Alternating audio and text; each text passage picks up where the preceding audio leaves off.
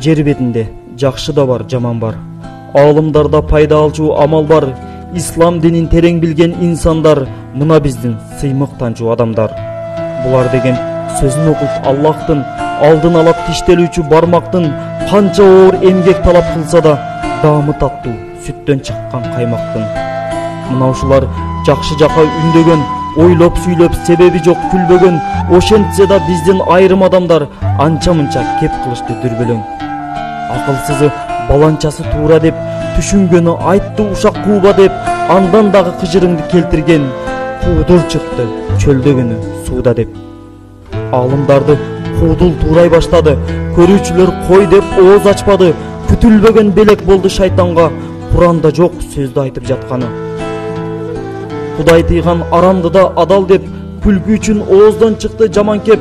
Аллах менен пайгамбарды шылдыңдап, кыяматта калбас экен адам жеп.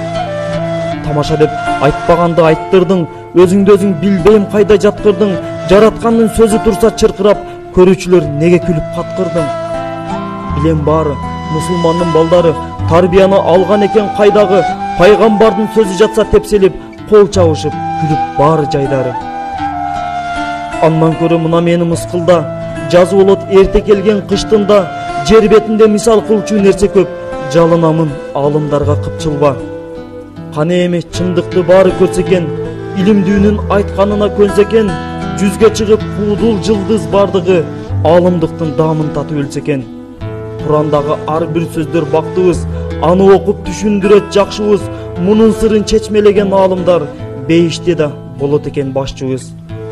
Динибиз да, дилибиз да бир дегин, шайтан жүргөн гүл бакчага кирбеген. Шылдыңдай бер мейли менин атамды, бирок ушул алымдарга тийбегин.